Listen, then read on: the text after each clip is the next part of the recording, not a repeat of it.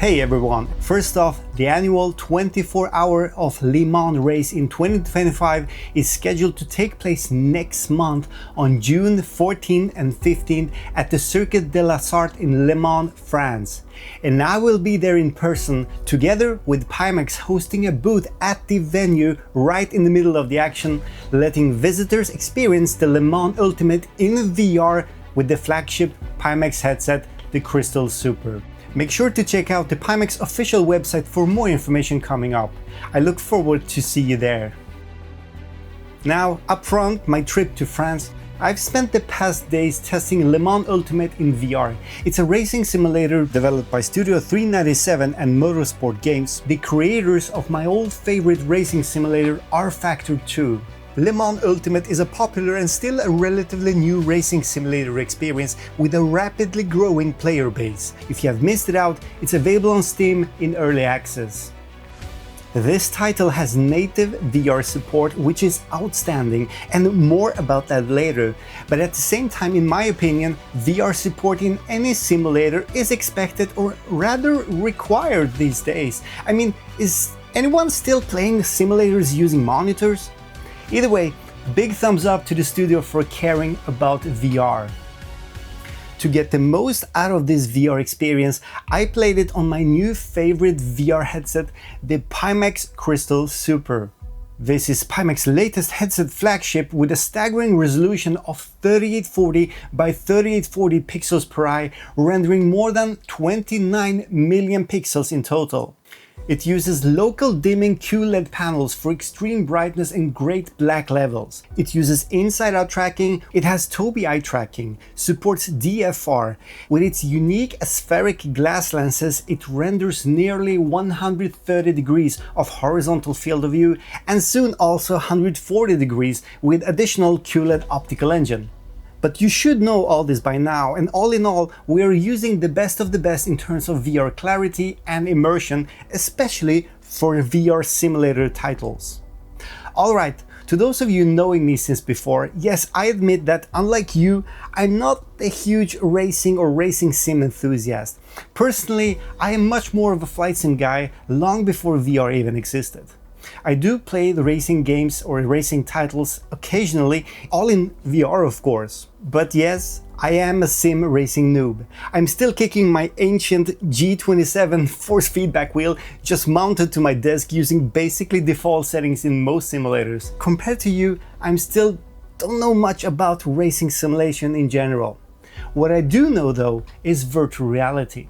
This is my home base, my passion, my full-time job and my biggest hobby for the past 8 years. So I do know how VR should feel like and look like when driving that car. That proper presence, that sense of speed and the total VR immersion and all its visual aspects. And Le Mans Ultimate is probably the best racing sim out there regarding that. The VR implementation and its navigation is flawless, and the game also supports native OpenXR rendering, a huge advantage as Pimax now has its own optimized OpenXR runtime. I won't go deep into how much Le Mans Ultimate has to offer in terms of game modes. It does include tons of it, like tracks all around the world, various hypercars, GTR and GTE class cars and much more. There are also many add-ons and DLCs available on Steam, including the Season Pass. I bet with the growing community we will see tons of additional content, add-ons and mods coming up. Either way, as a total racing noob, I'm mainly judging this book by its cover, or this simulator by its VR performance and visuals. What you get in terms of visuals in Le Mans Ultimate is probably the most realistic VR environment I've seen in a racing sim. It's beautiful, it feels fast, it's more like the real deal and less of a game, at least in VR. But there is one catch. You need to properly set it up first. Otherwise, you might end up kinda underwhelmed. Just like I did the first maybe half an hour or so, just jumping into a race with default settings without changing resolution or anything else. I mean, I'm running the Crystal Super here, the highest resolution VR headset available, with the highest clarity currently possible in VR. But at first, although the frame rate was stable at 90 frames per second, Le Mans Ultimate looked like a big pile of jagged edges everywhere. A smooth experience, but with strangely low resolution render, tons of jaggies, and a rather blurry image overall. This is all caused by a too low resolution render in-game. You may not see it as obvious on a Quest 3 or HP Reverb, for instance, but when pairing Le Mans Ultimate with an ultra high resolution headset like the Super, you need to do a few things that will make a world of a difference, such as increase the render resolution to remove jagged edges, change some settings that causes the image to look blurry despite high res, find a good balance between image quality and performance. Lastly, upgrade your GPU. Okay, this step 4 is maybe not a requirement, but yes, to fully enjoy this simulator with a 4K by 4K resolution headset such as the Crystal Super or the upcoming Pimax Dream Air, you will definitely need something close to an Nvidia RTX 4080 Super or preferably better. My gaming rig houses an RTX 4090. Even if it's far from 5090 performance, it's still a very high-end GPU or the second best GPU available today. Ideally, to make the sim look amazingly sharp and crisp, you would just crank up the render resolution to max in Pimax Play, remove all anti-aliasing, and that's it. But it's not that simple. So let me quickly guide you through what I found to be the best settings for my RTX 4090. If you have further suggestions or even better tweaks, please let me know in the comments.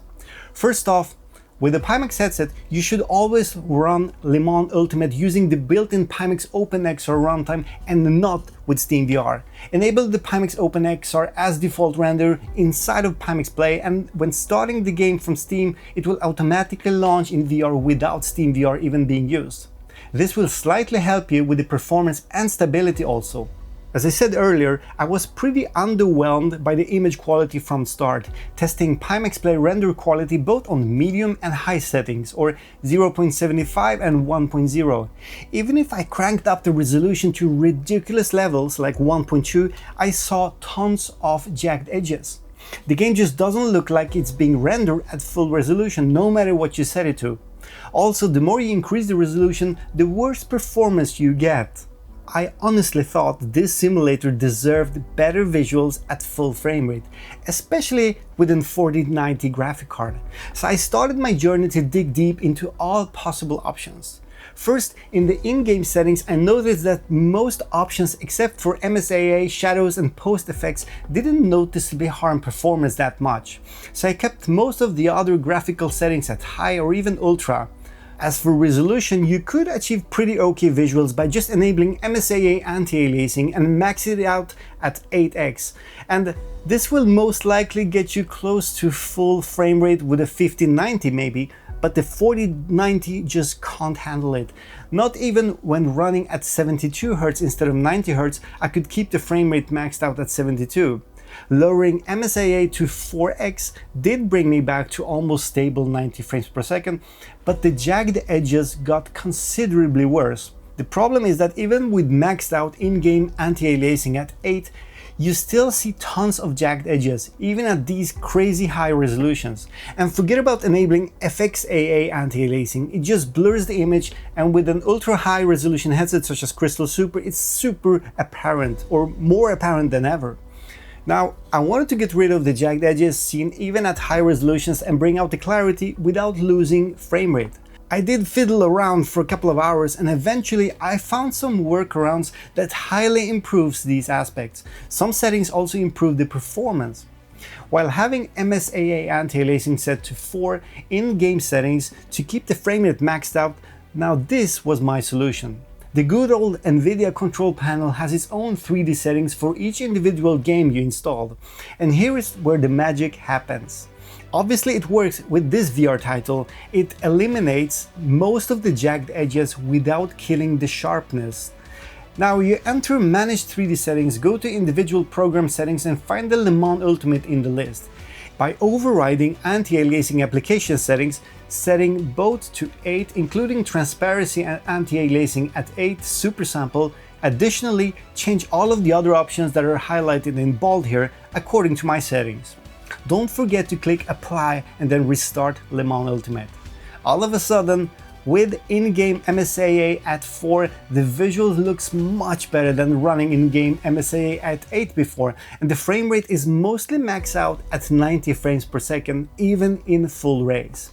To further improve the frame rate and add some additional clarity to the image, you can install OpenXR Toolkit, and in the options you see in VR View, change the settings as follows. Enable fixed foveated rendering and adjust the preset accordingly. This gives me between 7 to 10 extra frames per second without affecting the image quality at all. The same thing can technically be achieved by running DFR or dynamic foveated rendering using the built-in Pimax Play feature with the integrated eye tracking with Super instead of the OpenXR Toolkit. But at least on my end, it's currently not working properly in this VR title. The right eye view gets pixelated even with the latest Nvidia drivers, which hopefully gets fixed soon. If you have found a fix already, please let me know. Lastly, enable CAS or cast sharpening and set it to around 30% or at least not higher than 50 with the Pimax Crystal Super. More than 50 is kinda overkill. Whatever value you set it to, it will dramatically improve the clarity rendered in Le Mans Ultimate.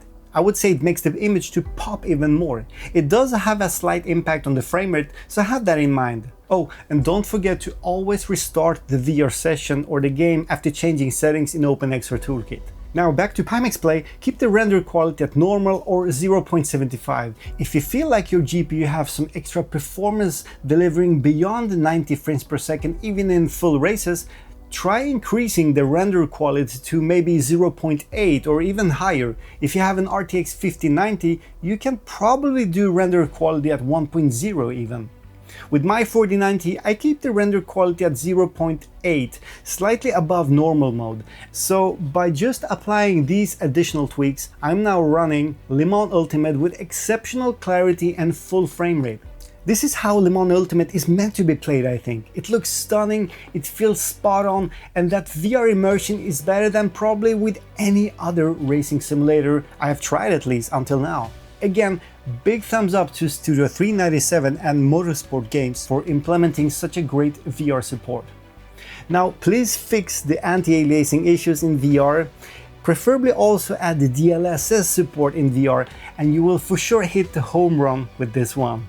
So, I hope this video was somewhat helpful to you out there. If you have any questions, recommendations, or useful tweaks surrounding Le Mans Ultimate, please let us know in the comments or on our social media platforms. Lastly, I hope to see you at Le Mans 2025 event race in France inside the Pimax booth a few weeks from now.